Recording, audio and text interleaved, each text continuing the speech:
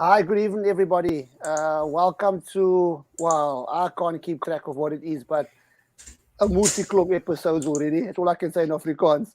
But welcome to Motor Talk with Witzenberg, and for the English-speaking people, Motorpraatjes met Witzenberg. Well, it should be the other way around, but it doesn't matter. Who cares?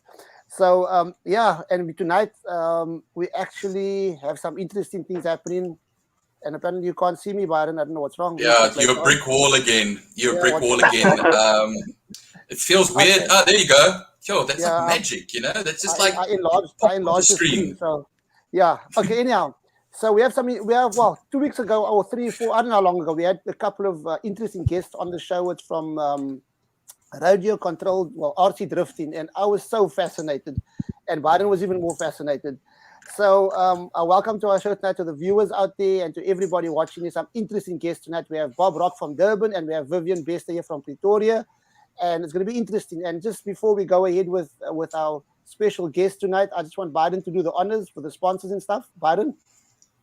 Thank you again, 435 Oils, for keeping us on the air and keeping us all rocked and everything like that as well. BH Media, Bevan Harris. A big thank you every single time, a real Samaritan of motorsport.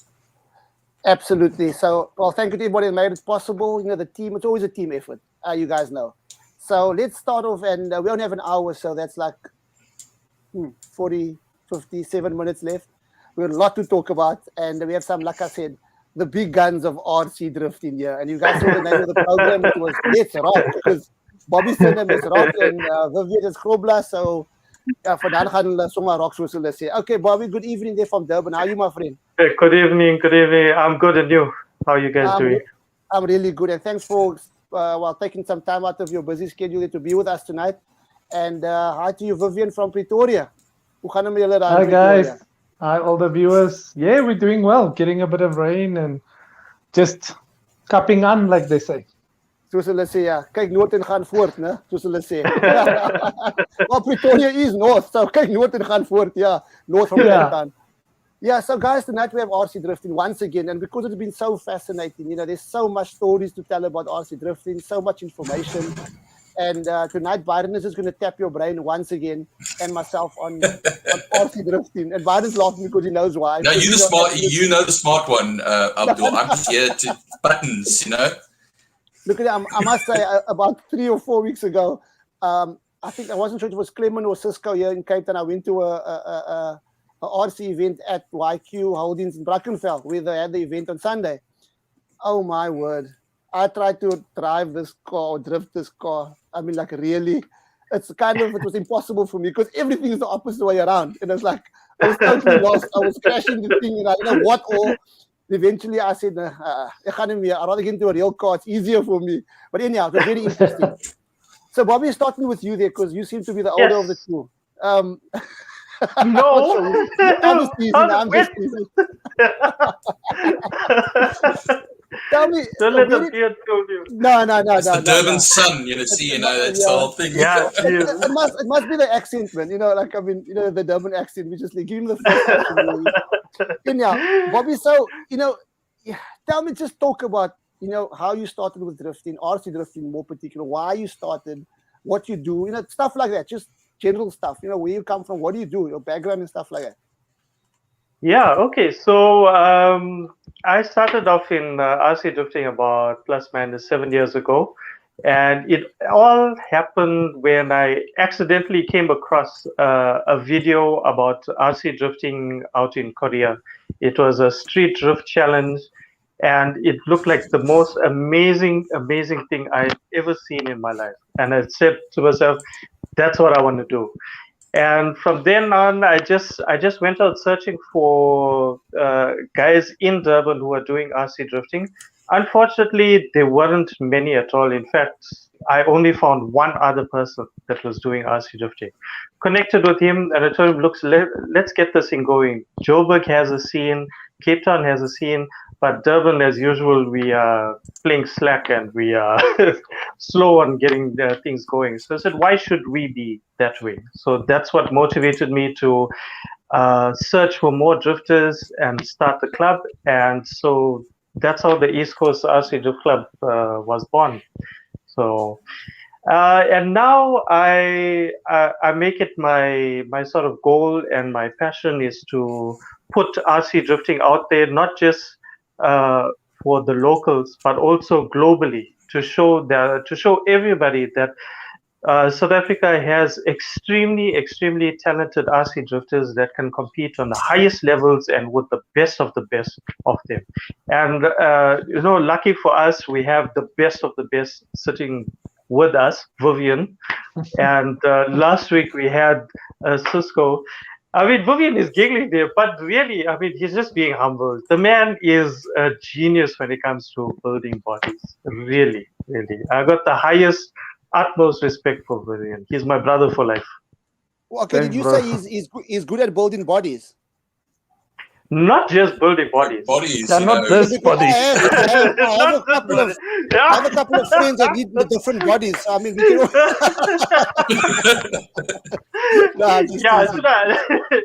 Yeah, but I mean, he's fantastic, man. And watching him work and seeing all of his work also motivates me to do better. And I call it the RC drifting family. I don't call it a community, because we all like family. We all help out each other, and we are brothers, like I said. Is that a Supra?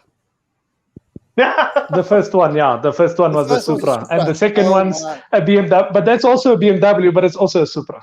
Yeah, absolutely. Okay, so Vivian, maybe, well, Byron, before we get into Vivian, there were a couple of comments already. Maybe you want to just kind of yes, and well, from Francisco Stemmet, of course, who was on the show with us 2 weeks ago, and a major man in the RC drifting side of things. He said, "Sup, gents," and he said as well there, "Sup, Bob, sup, Viv," and of course, greeting us. Welcome, and thanks for watching, Francisco, one of our good guys who came on the show. Ashfaq Dawood, of course, also one of our regulars on the show, man, of course, a decent racer himself, a great racer himself. Does he do trade-ins? If he wants to trade me a full-size scarf or a small one, bring it, I'll trade it in. He'll take it. Yeah. And of course, all the respect. I think the champ is here. About his body. Not this body. I won't get much. I'm never going to hear the end of that, I won't say. Well, especially in the social media age. Oh man. I'm going to become a meme. Oh man. Anyhow, let's get on to Vivian there. Vivian, you come from Pretoria. Yes. So tell us a little about your background, your story, how you got into it. You know, that's kind of what we want to know. We don't know about you. I mean, the guys know about you, but the people out there don't know about you. So tell us a little bit more. And I know you're a very humble guy. Yeah, look, I think it was about 2013 when I first came across RC drifting. I went out to the Extreme Festival, the Gauteng Motor Show at Swartkops Raceway, which is about 4 or 5 kilometers from my house. Yeah. And there was actually a bunch of guys doing RC drifting there. And I completely fell in love with it because I was already kind of into the drifting in real life, but never knew you could do it in RC. Yeah. At that stage, I was actually still doing slot car racing. and my friend has a hobby shop. I stepped in there let's say the Monday after the weekend. I asked him, do you have any drift cars? And he said, yeah, he's got the Tamiya TT01 D spec, which is the drift spec. And I walked out with it, and that's basically where it all started in 2013. And 2014, I was actually still a rookie. I went down to Cape Town with a friend of mine, Darren Herselman, at, I think Cisco then was calling the place TDF2. And I mean, I had like 4 or 5 months experience in RC drifting, and I headed out all the way to Cape Town, took part in my first nationals, and it's been 8 years later. I don't think I've missed a nationals round yet. Amazing. So all these cars that we've seen on these pics here.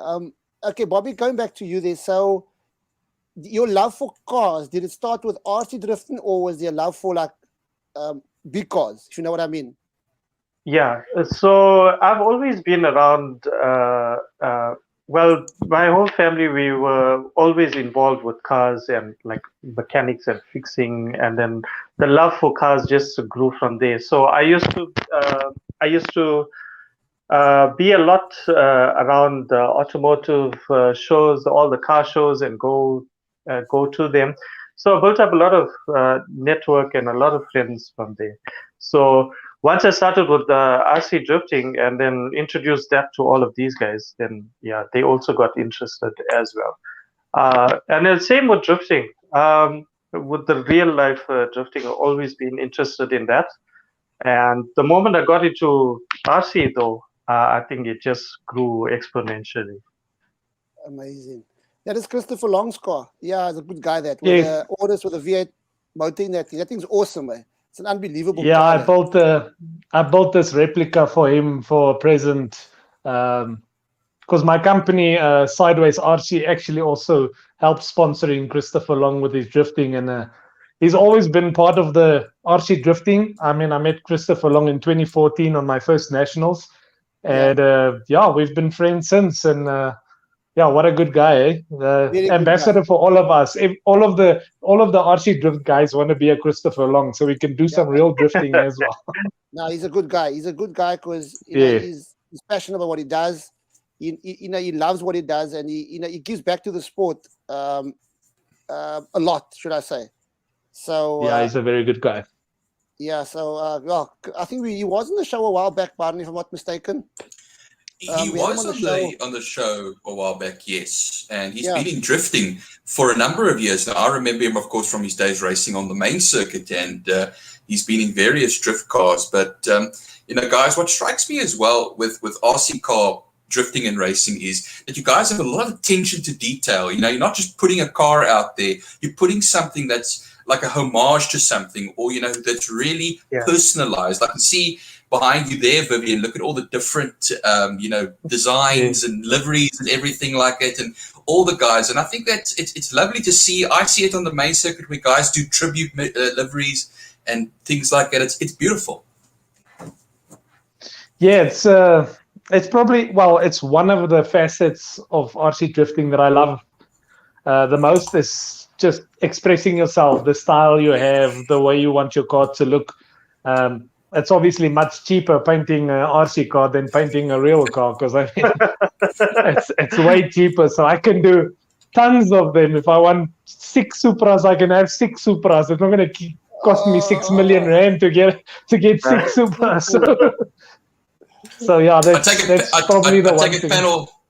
I take a panel beating is also much cheaper as well. Hey. Funny enough, with the RC bodies, I don't think I've ever needed to remove a dent, because the polycarbonate, you just dent and it just pops back out by itself. It just pops back out. Well, after I took, I can't remember whose car it was. The first time I tried this, they took the car away from me because they said that I was going to cause too much damage to this car. I was knocking all over the show. Oh, you my word. Anyhow, so. Bobby, what do you do like as a job? Do you like work permanently in RC drifting, or do you have another some other job that you do? Oh man, I wish I could make RC drifting my job. I really, really do. I would love it. But no, I'm actually an architectural technologist by profession. So Yeah. architecture is my game. And that actually has done nothing to help my RC drifting except to fund it. So I don't carry anything over from architecture into RC drifting. However, all of the work and stuff that I have done in RC drifting has translated into my job, by giving me more confidence, more self-confidence. I'm able to present projects better, and it's really brought about a very good balance to my whole life. So Amazing. yeah, I'm forever grateful to RC drifting. Amazing. And your side, Vivian? Well, I wasn't. I was employed up until I think 2017 or 2016, but I was a toolmaker by trade, and yeah, this is what I do now for a living.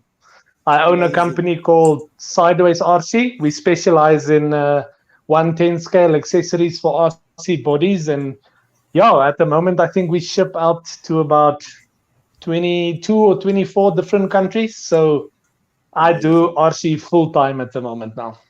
So you live in your passion? Completely, fully, and Amazing. Living the utterly. dream. Yeah. That's And I so see, awesome. I see, now I was just thinking about my friend Ashfaq there. If you can make him a 1/10 scale of his current body, it'll be really great. I'm talking about his body, his human body. It'll be really good. His human body. Yeah. But Ashfaq's got a There's question. certain parts on that body I'll be willing to work on, and then others I'm not willing to work So on. true. It's like Okay, let's not go there. Let's just talk about what does an RC car cost. Okay, that's the next thing there. Ashfaq's got a question. What does an RC car cost? Cisco then spoke about it previously as well with the complete car, with the chassis, which is basically the body, the manufacture of the body that you put on the car is doesn't complete the car. So you have your chassis, you have your electronics and your battery, so that's completely different. But the body itself that you put on, if it's any 110 scale touring car body, you can fit on any 110 scale chassis. So you can buy a chassis, but you can buy 20 different manufacturer bodies and have 20 different cars that all fit onto one chassis. So you don't need a chassis for each and every specific body that you have. So that actually makes it cheaper in a way, because you can just buy yourself one dedicated chassis. This is the chassis I'm going to drift. This is the one I'm going to set up for my competitions. But this month I want a BMW. The next month I want to do JDM and go Nissan or Toyota. The next month you can buy an Alpha or not Audi, or so that doesn't limit you. So building a body can be anything from just 600 Rand for a clear body, which is not painted at all. If I just grab this one here, so this is just like this is how you get it. So it's clear, it's not painted or anything. So this is Subaru. So this go from about 600 Rand just for the shower, and it comes with a few items as well. And then you just buy your paint. You buy the extra accessories like what we sell. We do mirrors, wipers, turbos, air filters, wings, intercoolers, all of that accessories just to make your car look more of a real car. So if you talk about a complete chassis, yes, complete. I mean, anything from 3,500 Rand upwards, this the sky, to 50, 60, 70,000 Rand. It all depends on how deep you want to go into it.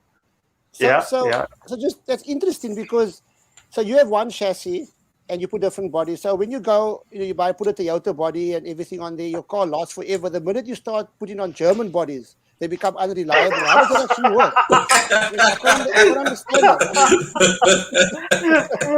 Oh, that's gonna trigger a few people. I know.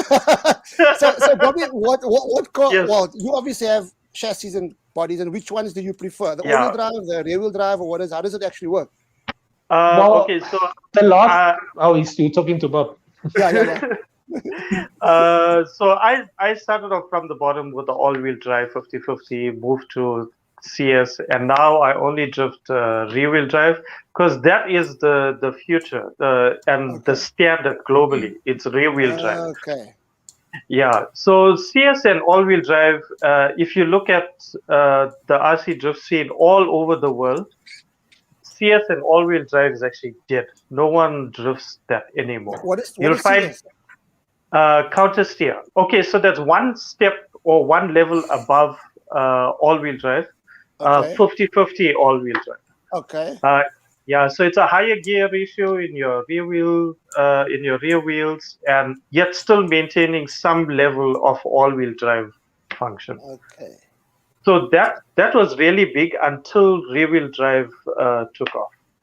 Yeah, which is kind of, if you look at the cars, the real cars, the big cars out there. I mean, you the guys are drifting rear-wheel drive cars. I mean, you don't. Yes, correct. Yeah, that's kind of what it's supposed to be. I mean, that's quite interesting. And which cars in particular bodies do you prefer? I have a love only for Jap bodies, so I go for the Nissans and the Toyotas. This man has made this man has made my life as well as Byron. So yeah, man. That's I mean, look at that. Look at There we go. That's on the 350Z or the 370. That's a no, man. What is that? Look again. Oh, that's a Toyota. Look again. It's Is that a Toyota. Is that a Supra? Oh well, that's no. I'm so used to seeing the new Supras. I forgot about the Mark 4 Supras. Yeah. Oh my word, it's stunning. Is that one of your cars? No, that's actually Vivian's car. Let me try and get my car in there. Okay, so this is a GZX, a GZX 100. Yeah. That's amazing. Absolutely amazing. You know what intrigues me is the fact that Vivian, can you actually like damage the motor of a car like that? I mean, do you actually have to replace the motors? On the chassis itself? Yeah, the actual motors. I mean, the real car, there's a lot of stuff that can go wrong. Okay. So, yeah, no, there's a lot of parts that can go wrong. I've got to be honest though. The maintenance on an RC drift car is not as high as, let's say, the racing cars itself, the touring 110 scale touring cars, like they have there down in Tegenvallei and stuff. It's that because you're running full speed.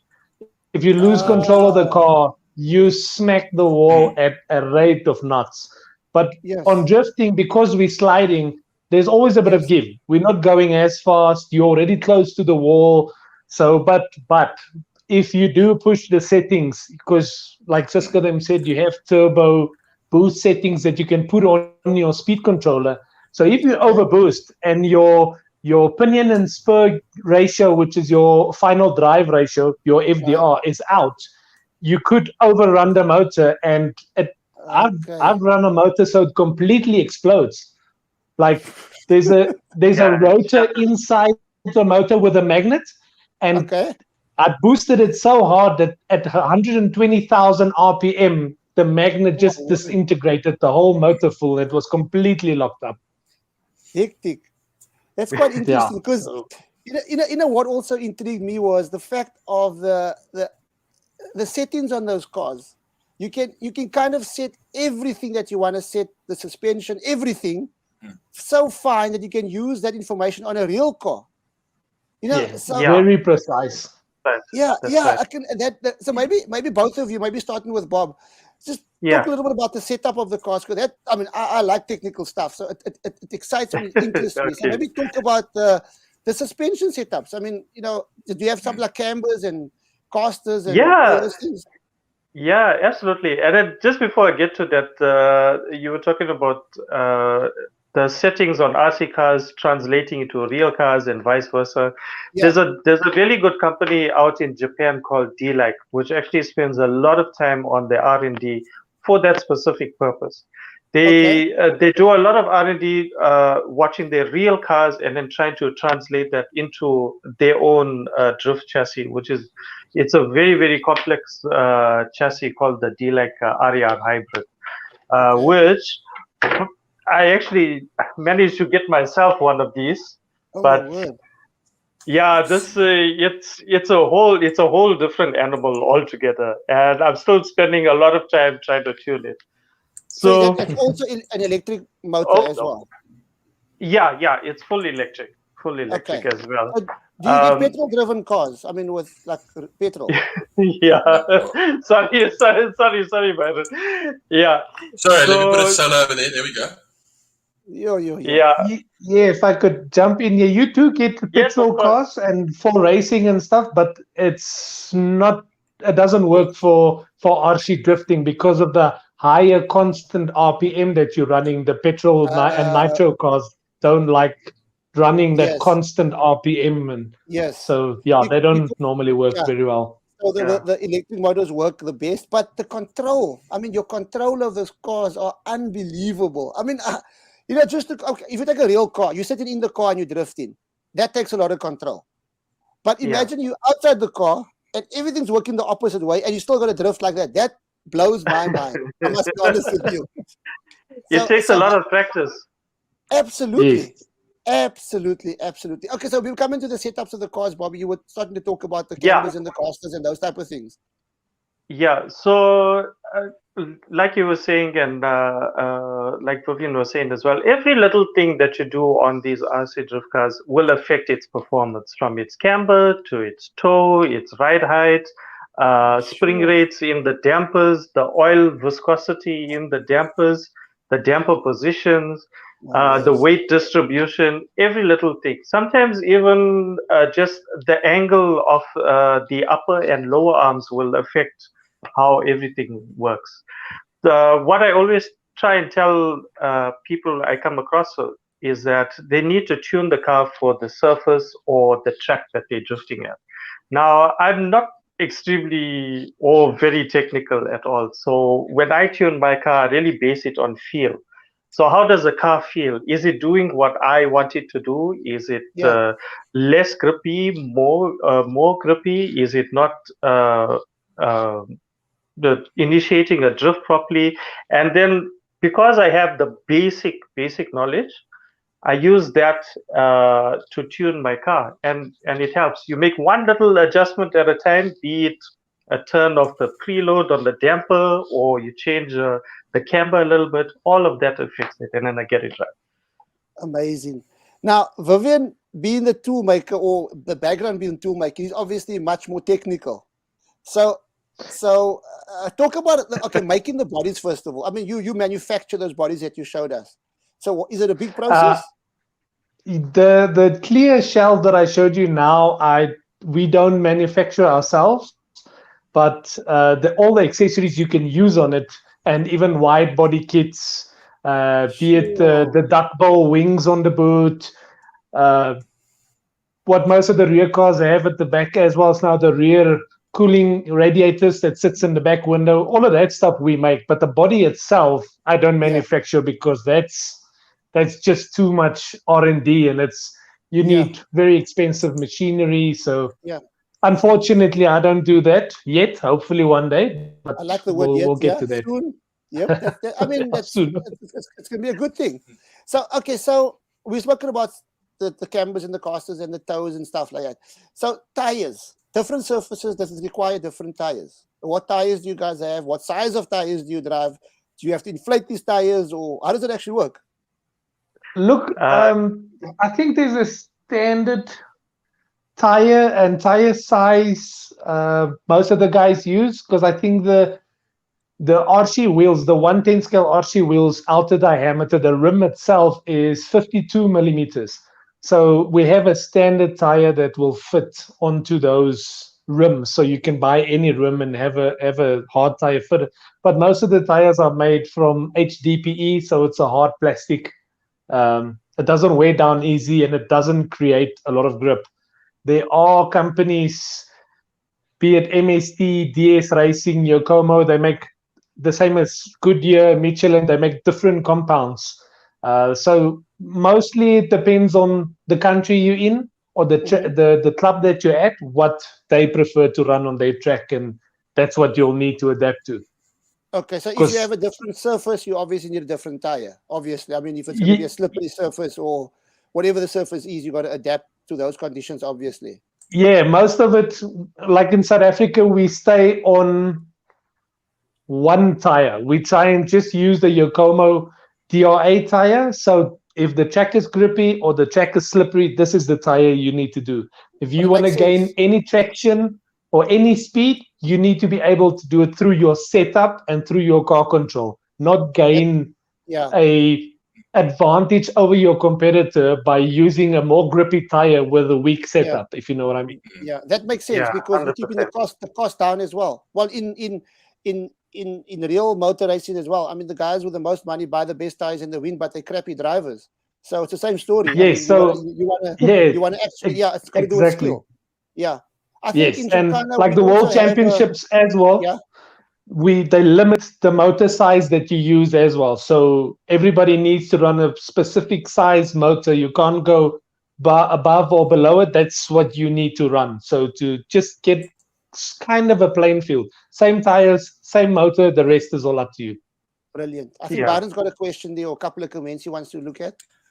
I see Francisco has actually just put up, he said, and licensing. So now I don't know if he's talking about as far as competing is concerned, licensing, or no, I think he was referring to the body manufacturing. So if you want to make a replica of a Nissan S15 Silvia and you just produce and sell them, and Nissan picks up on you making replicas of their car, I mean, it's copyright. Yes, absolutely.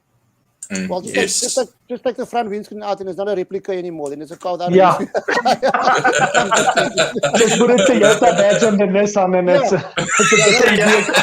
going to confuse them even more because they're not sure if it's a BMW or Toyota anymore. Like, keep them guessing. Exactly. Yeah. So Vivian, you Bobby, coming back to you. So you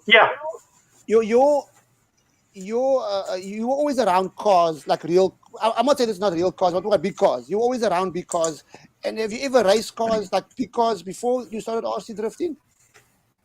I may or may not have participated in one or two races that shall not be. We understand.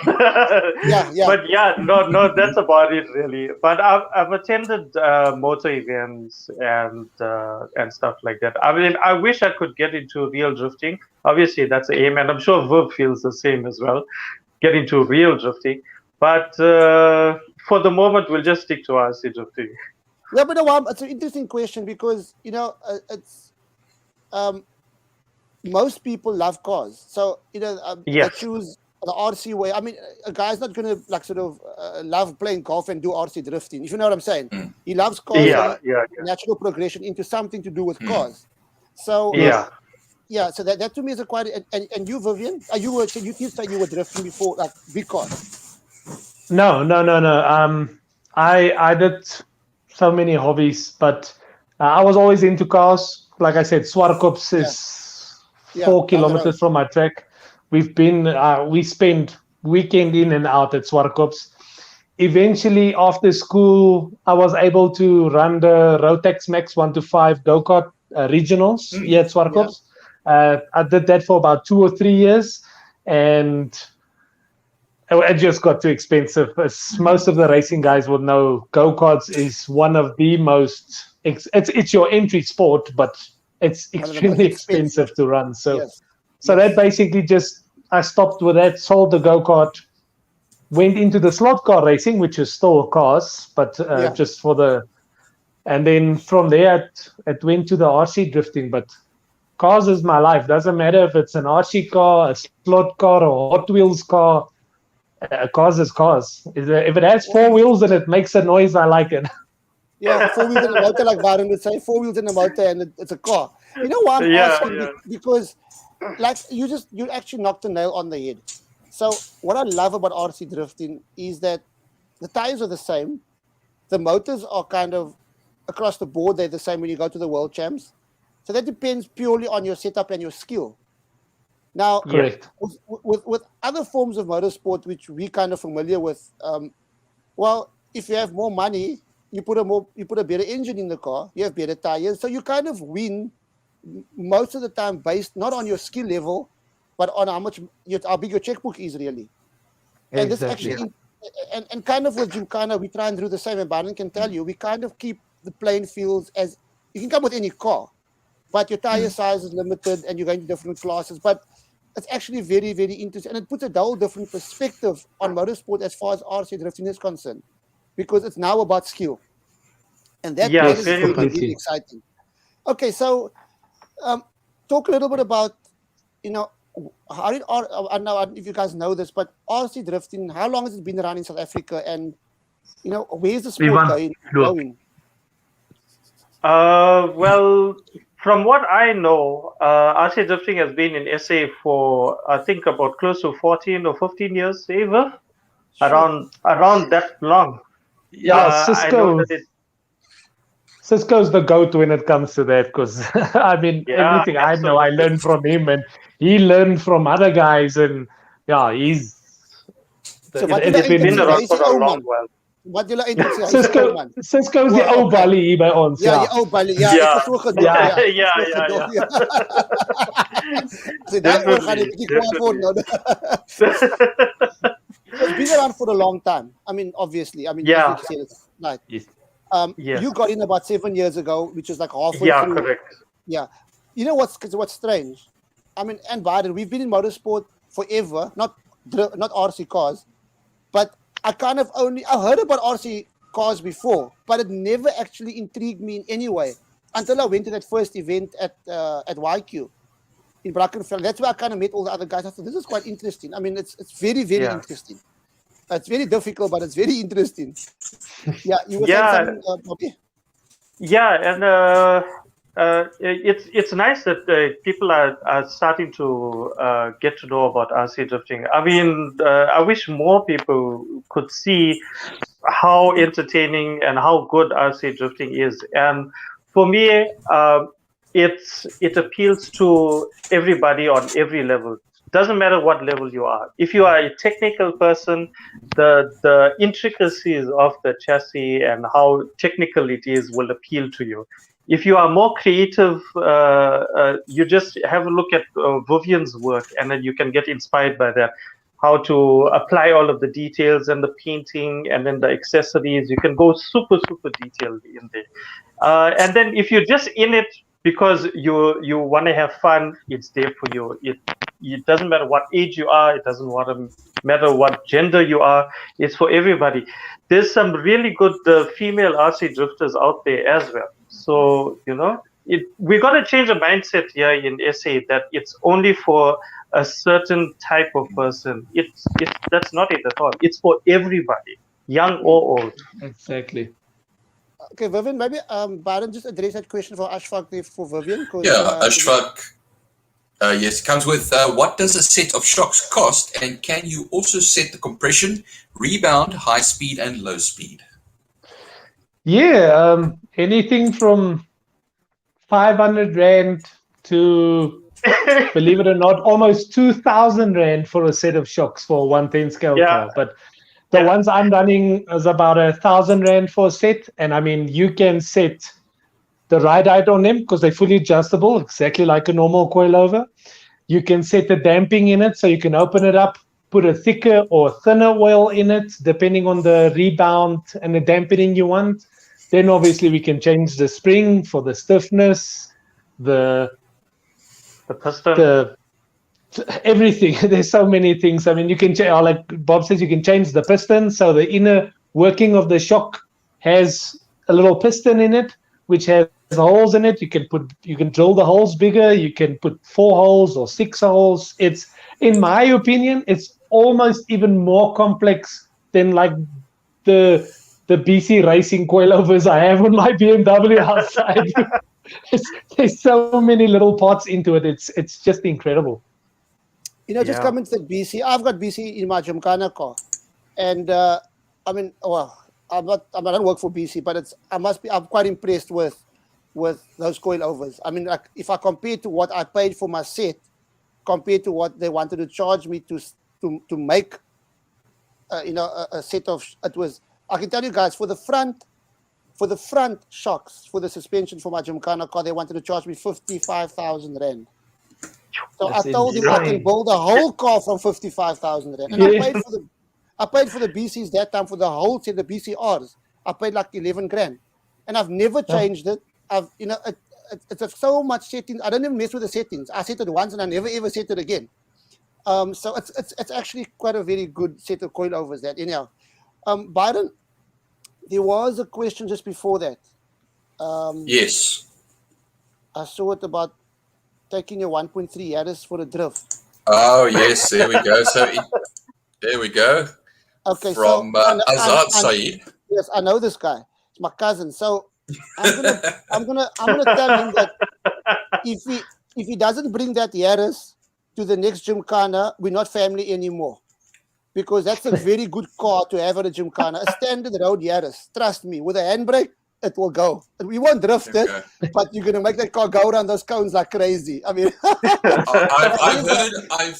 I've heard about unfriending somebody, but not unfamilying somebody. Yeah, so, unfamiliar. Now the ball's in his court, right? He's got to bring that Yaris to the next Gymkhana. So don't worry. Yeah. I won't tell your wife that you're there. Don't worry about that. That's not. Oh, that's crazy. Oh. So kind of. Pardon, there was another one from Ashfaq, another comment that you asked. Yes, this one actually Yeah, I think is a cool one. I like this one over here. Yeah. Anti-roll bars, yes. So who's going to answer that Racing, question? yes.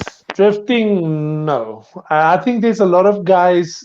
Bob could also say that has tried it, and there's a handful of guys that do run anti-roll bars, but I think most of the guys with the limited slip diff we're running are not really putting any effort into running any roll bars. Okay, so if I'm not mistaken, the function of the anti-roll bar is with the weight distribution. You know, when the car's going around the bend, you want to prevent wheel spin, obviously, on the one that's got less weight on it. So you try and keep it down. That's correct, right? So with the RC drift car, there's not a lot of weight in the first place. Am I correct? Yeah, that's right. It depends. There's not a lot of weight. So I mean, I don't even run. On my Conquest, I don't run anti-robots on my Gymkhana car even. And I'm just thinking now. So I think it depends. Yeah, you also, Baron, you run in a standard. I'm running a fairly standard setup. Yeah. So what do you guys? So why not on the RC drift cars? Doesn't it make a difference, or what is the thing there? Okay, let me have a crack at it.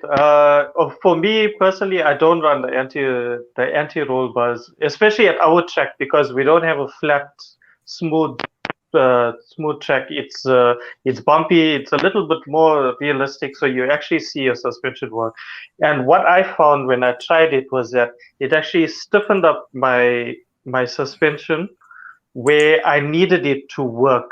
So I needed the left and right to go up and down, and the anti-roll bars, and they sort of kept it sort of level, if I could put it that way. And it didn't work out. So instead of encouraging traction, I was actually losing traction. So I just did away with it. That's quite interesting. Okay, so and from your experience, Vivian, anti-roll bars? No, I've never tried them, so I can't say that I've tried it, but I know what kind of the technicality of the limited slip that we're running in the back with. We wanting to transfer all that weight, let's say on the leading rear wheel, the wheel that's heading into the corner. We want to gain as much traction as possible on that wheel. So even if the chasing rear wheel, which is on the inside of the corner, is starting to lose traction and spinning, it's with the limited slip diff, it's just going to give more drive to that outer wheel, just pushing us through the corner more, because we're basically not racing around the corner. It's all on an angle. We're drifting. That wheel helps push the car forward on the same angle rather than just moving the back end of the car out. It moves the whole car forward. Okay. So I also know from a little bit of my technical knowledge that the different thicknesses of anti-roll bars make a difference as well. So that's it's another ball game. But anyhow, okay. So now I know on the drift cars, the real big drift cars, they change the front. The turning angle they make more something. The front wheel turns. I mean, more than a normal car. Do you guys do the same the knuckles. Yes. Yes. So do you guys do the Yes, we same do. on the RC cars as well? Yes, we do the same. So on your standard rear-wheel drive chassis, you're already able to gain a lot of steering lock. Okay. And then also, whilst we're tuning our cars, we also try and go for the maximum amount that will give us the best possible performance on the front end. And here, Vivian will show you guys what Aha. that's like. I Yeah. love that. I love to See, see so something like that. So the main thing is with an RC car is you have a very thin suspension arm coming out. With a Right. real car, it's unable to have that. It's unable to have one single rod coming out Okay. attached to a knuckle. So Right. Yeah. that's why they run the Y-swap. So it's still a two connection. But with the RC car, we don't struggle because we can, with the technologies and the materials out there these days, it allows you to run one single rod, Yo. and you can have as much lock as you want. Yeah. Right, and you can park 100%. that you can park that car without any. You can come parallel and just pull the car in that way, like sideways. You're just like, yeah, there we go. Life is simpler then, hey? I'm gonna try this on my Exactly. own car. It's gonna be quite cool. I'm gonna put this. I'm just thinking about That's all funny. the possibilities. How funny this is gonna be. Anyhow, let's not go there. I can talk about all this nonsense for hours. But anyhow, that's quite interesting. So on top of that, you still have camber, negative camber on the front wheels. Yes. Yes. I'll hold it from the front. So you I see can that's the about negative camber. Yeah. 11. I run about 11 to 12 degree negative camber on the front. 11. And then if I hold it up a little bit, you'll see I run about 1.5 to 2 degrees toe out on the front wheels. Sure. Yeah. You know, on our cars, And we run like negative 2 or 3 degrees on camber on our front wheels. On the back, Yeah, this is depending on what you. 11. yeah, on this setup it's quite extreme. I mean, there's a lot of guys just running about 5 or 6. Anyway, from 5 I'd say to about 10 is normally where the guys run, but this is what I found worked for me with my setup, the way I drive. Amazing. Because I mean, Yeah. you still need to set up the acumen as well for the steering.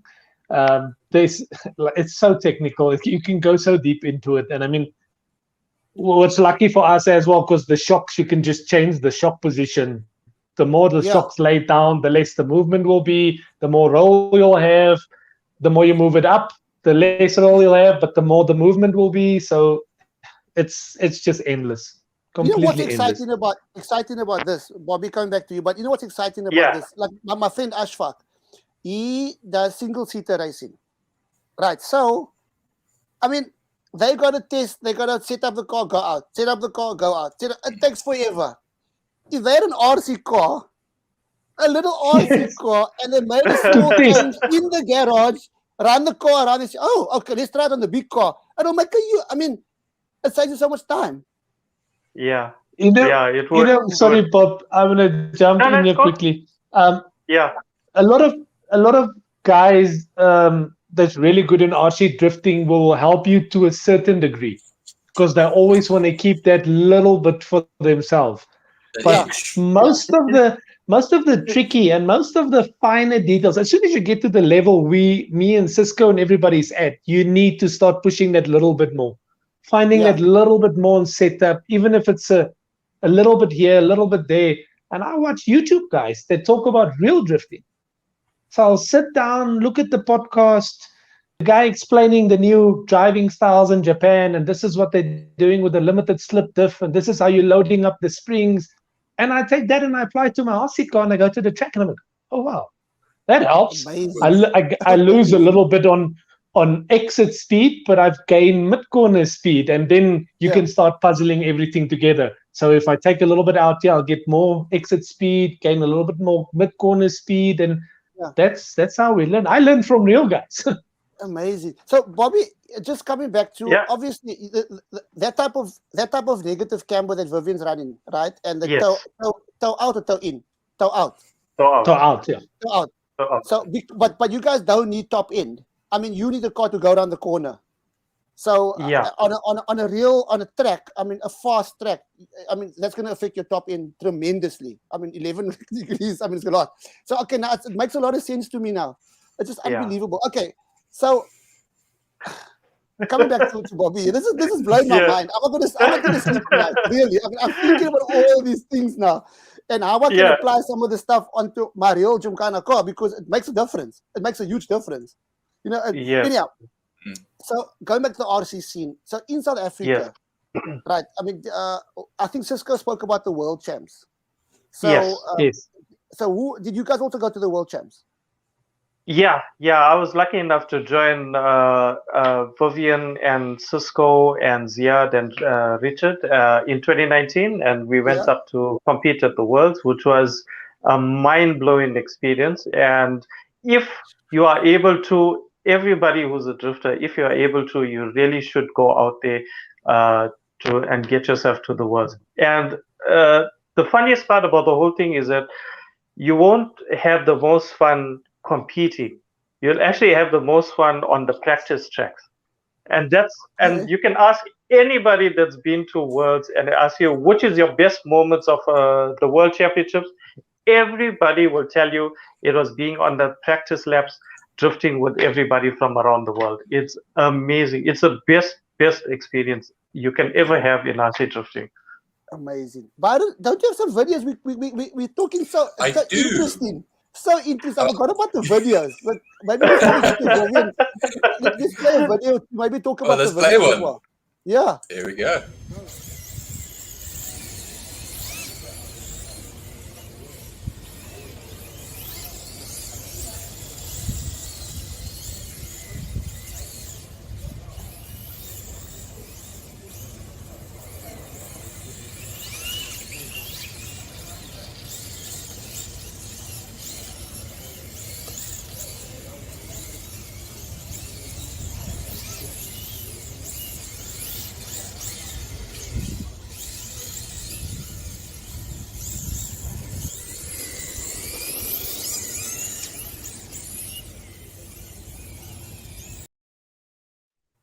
Oh wow! I can't believe you guys can control a car like that. Really, it looks so impossible. Actually. Yeah, it's a lot of practice, like we said, and a lot of setup as well. So that video was from our track here in Durban, the Ryujin drift circuit there, and that was myself in the lead with another friend of mine following there. Yeah, I can see the guy in the lead was much more smooth. I didn't know who it was. It was much more smooth than the guy behind him. So I mean, I don't know nothing about drifting, but I don't know what it is, but it's going to be a problem now with the one who's watching the program. No, it's taken a lot of practice, a lot of learning. I ask time to time. I ask Viv for help and tips and tricks. I ask Cisco. I ask all the guys who I look up to for advice and if I'm having an issue. And like I said, I call it a drift family, the RC drift family. Because anytime you ask for help, no matter how big or how little help, they are always ever ready to help you along the way. Even in a competition setting, if you're having a problem and you're going up against somebody, that same guy will come and help you out and then go onto the track and compete. Yeah, Byron, I've never found that anywhere else. What does it remind you of, Byron? Well, it reminds us of us, the very tight family, the very, you can ask for help, and I've seen it in some forms of racing as well, where you get it, and then others you don't get it as much, and what happens is it can be quite cold and quite distant, and then you come to Gymkhana, and of course, you guys as well, that you can see where is that community where everybody wants to help to get everybody going. That's what it's all about. Amazing. So, Vivian, tell us about your experience at the Worlds, at the World Champs. I mean, I saw Bobby's eyes light up there, and his specs were listing up. Absolutely, every time.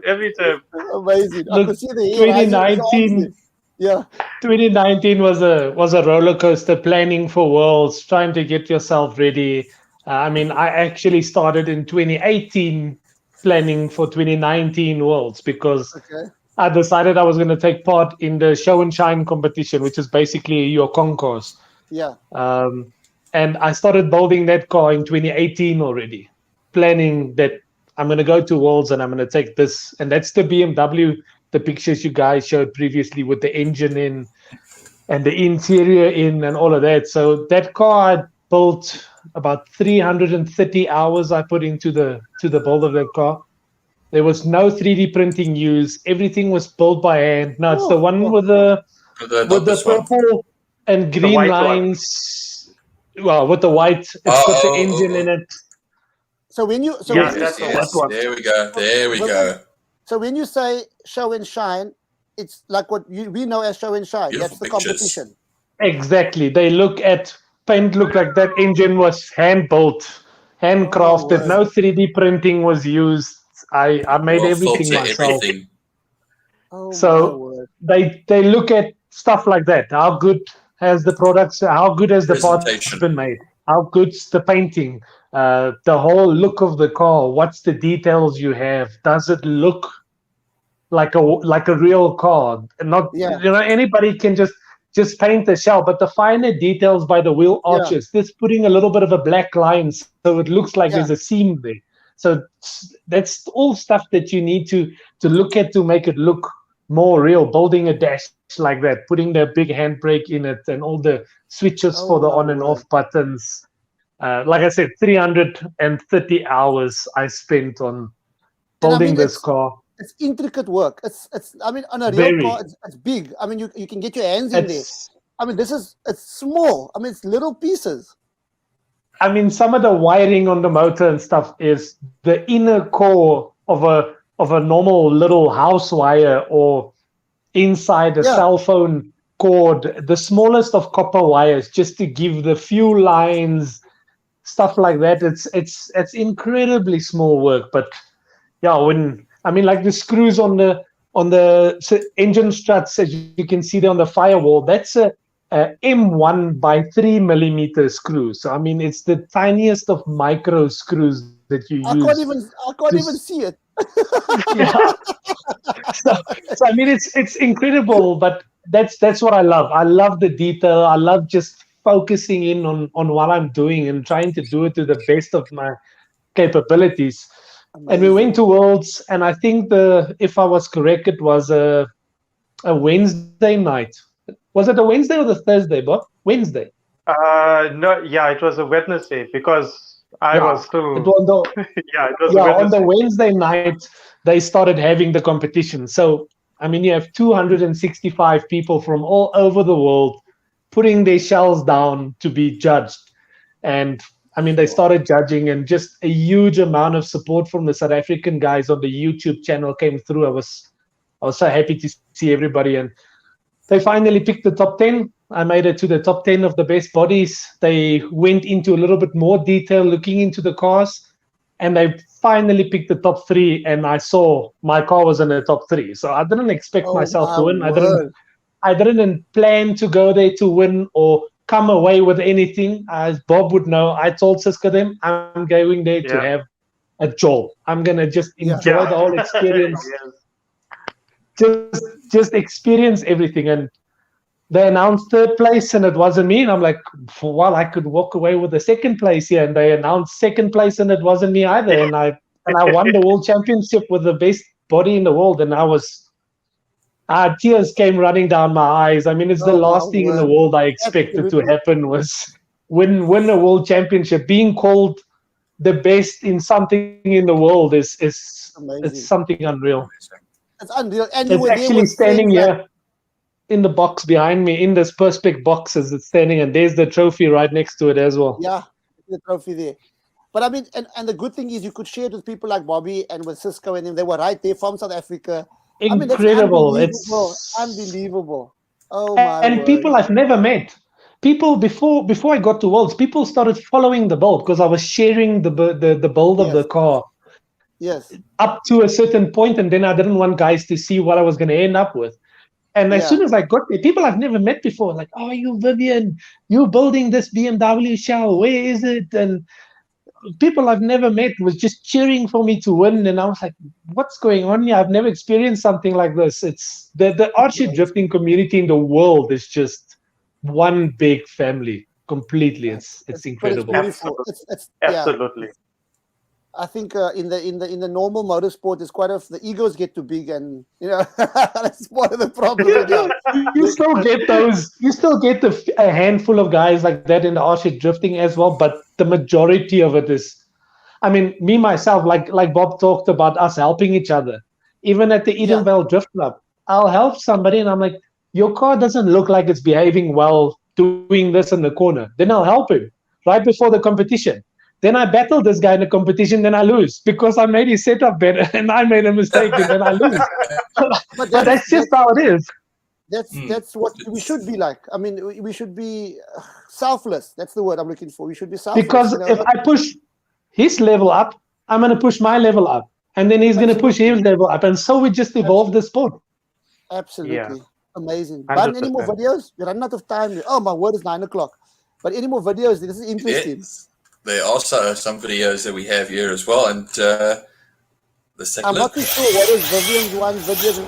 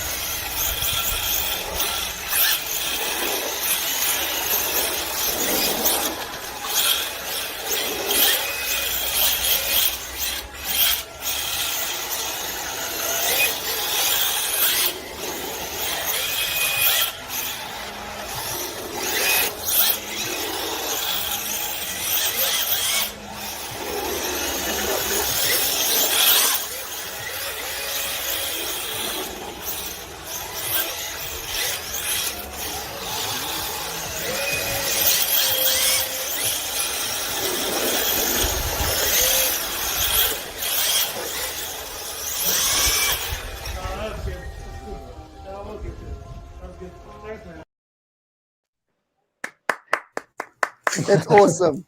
Was that the Apologies, lead car? I've like cut you off there as That well. was brilliant. That The was lead brilliant. car was actually one of Bob's best friends, Llewellyn from Durban. He moved up to Johannesburg and is drifting with us now. And the chase car was me with my Supra. Yes. The Supra. Was the other one a Skyline? The other one was a JZX 100 as well. Okay. Yeah. Okay, so where's the So world what? champion? Sorry to cut you off there. What Vivian doesn't know, and I haven't told him, is that I actually keep all his videos that he puts out. I'm a big fan of Vivian, and I have a collection of all his drifting videos. So I go back and I watch him. It's amazing. But you learn a lot as well. I mean, you learn from other people. Yes. I always say there's two ways of learning: from your own mistakes and from other people's mistakes. So Yes. it costs you less and saves you a whole lot of time if you learn from somebody else's mistakes, right? So Exactly. okay, so where was the World Championships held? I don't know. Netherlands. Netherlands. Yeah, it was held in Netherlands. Yeah, in a town called Emmen. In Netherlands. Yeah, beautiful, picturesque place. You want to go there and stay there and never come back. It's absolutely beautiful there. But you know why Bobby which said was that? nice. Sorry, you know why Bobby said that? Because it's right next to the red light district. No. I'm just It was far away from anything red and anything with lights. No. Oh man. Yo. What can I say? Now, what was nice is they had the World Championships was held in a holiday resort. So guys from all over the world, they booked their little houses, like all of our South African guys. We booked the house. Everybody stayed together in the house. And then by the entertainment hall where they have it's a huge hall. I think there's tennis courts in there. They make that hall into the whole RC Drift event. So you walk there, with your stuff, take part the day, go back. After everybody's done, the guys from America are like, come, we're having a party by this house number, come here, and we all go just have a good time together and talk about meeting guys from all over the world. And yeah, it's incredible. Don't answer this question because Ashfaq's been naughty. How far from Amsterdam? Extremely far, Ashfaq. You can't walk there, so forget it. No, we actually, me and Richard from Donsday, which is the guy that runs EDC, Edenvale Drift Club, we actually went. The championship started on the Monday, and we went the Saturday already. So we went into Amsterdam itself just to experience the culture, and then we hired a car and drove out. So it's about a 2-hour drive if you want to. Yeah, well, you can't walk. That's good. Leave him in the small dorpy there with holiday resort is fine. Okay, so I think we have to wrap up now because we're kind of 5 minutes over time, but it's so interesting. Byron, do you have any more videos? We can maybe end off with the video. We can end off with the video, but just, maybe just any questions you want to ask Bobby and Vivian there, Byron? I think one that actually struck me quite nicely, and I think would this be something that is encouraging to the sport and actually growing the sport, is that you can basically set up in most locations a drift pad or a circuit or something like that, because that's what I find the great thing. What happens is when you are with big cars, you can't just go anywhere and go and chase around, but now you can actually put something together on a floor in a parking area somewhere. Brilliant. In the kitchen, in the lounge, wherever, in the garage, as long as it's smooth, you can slide, and the wife's not home, you just go for it. No, you can send her out shopping. There we go.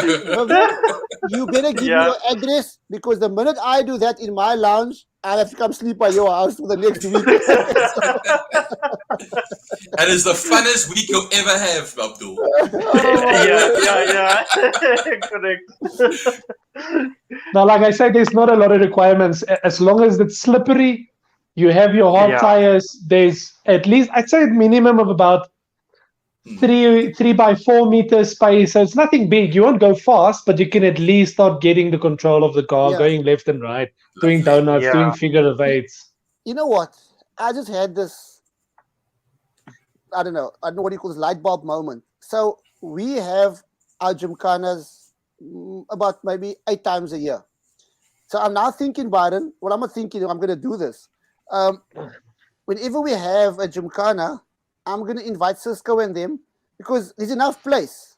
to do a little RC drifting on the side there. So this is going to be a brilliant, I'll chat to Cisco, it's going to be a brilliant, what's the word I'm looking for? A partnership maybe. Yes. Yeah. Because, there's going to be people that are not going to be able to afford big cars that can drive the RC drifting cars. And there might be people that love the RC drifting more than they love the big cars, if you know what I'm saying. So maybe there's there can be some synergy there with with Gymkhana and the RC drifting. I just think it can work. Yeah, absolutely. So one of the things that actually helped us or myself build up the RC drifting scene here in Durban was doing exhibitions and demos at all the car shows. And I can tell you from experience, I've been doing them from 2014, doing these exhibitions at car shows. And I can tell you for a fact that it draws a lot of attention. It draws a lot of crowds to that stand that you will be at. And people go off their head watching them. They're like amazed. They can't believe, and it blows their mind that there's a little car that can go around corners the way it does. So it will be a fantastic addition. I think it's a brilliant, and it doesn't. Well, you don't, like you said, you can do it in a confined space. There's enough space. Yes. But it's going to attract a lot of. You know what? For me, if you're looking at the youth today, the youth are out there doing stuff they shouldn't be doing. Not all of them, but a lot of them. And if they can get involved with something, because for them to get involved with big cars, it's good, but it also costs a way lot more. But imagine they could start with RC drifting, and especially there's so much potential here. And I'm my mind's wandering already. I'm not going to sleep tonight. I know that. There's a lot of things we can do. And Yeah. I'll chat to Baden because we kind of do things together, and I'll chat to Cisco and them because they can bring that group of people there as well. Yeah. Yeah. So anyhow, And I can add in one more thing about that. Recently, I was approached by a school who was interested in RC drifting, and they wanted to start an RC club. So everything Brilliant. came together, and I'm starting. They actually want me to head up the club at the school. So that's Amazing. another avenue and another opportunity that you guys there could look at Absolutely. into getting the youth involved. Is starting a Yeah. club at the school. Yeah, then who knows? We could have a interprovincial championship, 100%. and then have a 100%. national school championship. I mean, the guys from Absolutely. Cape, the best of Cape Town versus the best of KZN versus the best of Pretoria. That type of thing. Yeah. Would be brilliant. I mean, Exactly. I mean, there's nobody in the Northern Cape that does this because we don't even know where the Northern Cape is. So.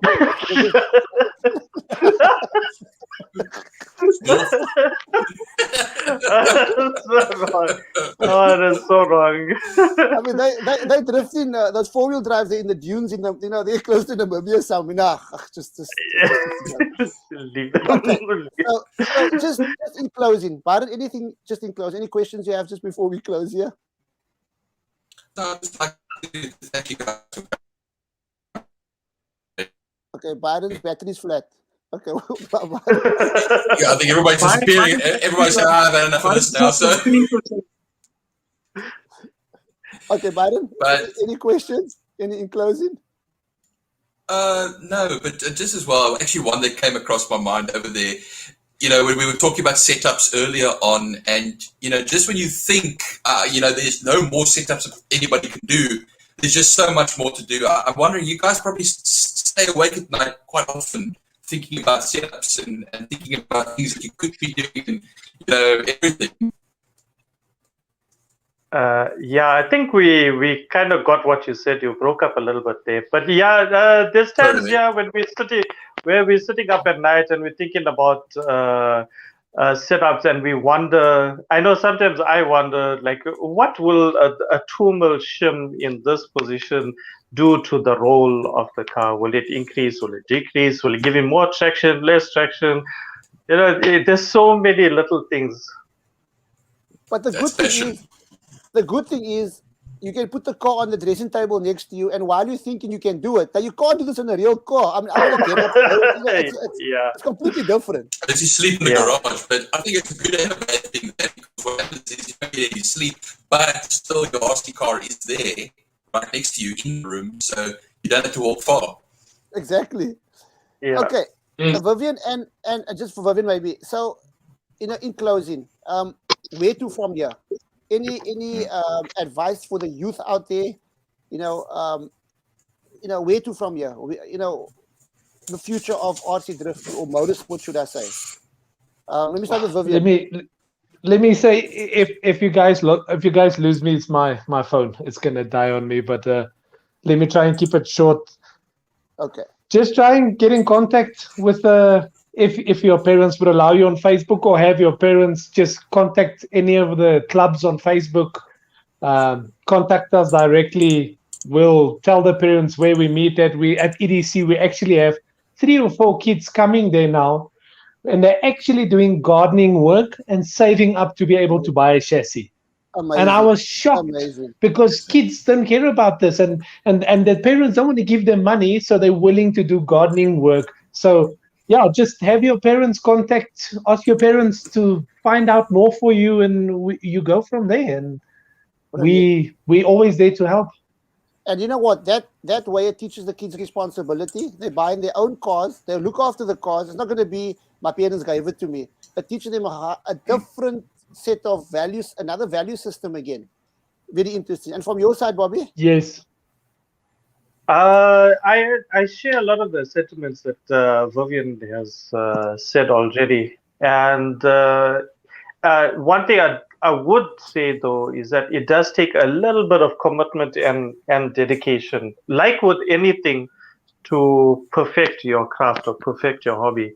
And what I found is that me putting in the effort into my hobby translated into my job, where I'm able to focus. So if you can focus on one thing here, you use the same sort of methodology and add it into everyday life, and you are a disciplined, focused individual, and you can do anything you set out your mind to do. Absolutely. Okay, James, thank you so much for being on the show. That's one of the most interesting shows, and Baden will, back me up on that. One of the most interesting shows that we've had, especially the last two on the RC cars, because that's really intriguing. And I hope the sport grows to another level. I mean, I know you guys are passionate about what you do, and to the viewers out there, thank you for taking time to ask all these questions. It's really, great to get some feedback from a lot of different people out there.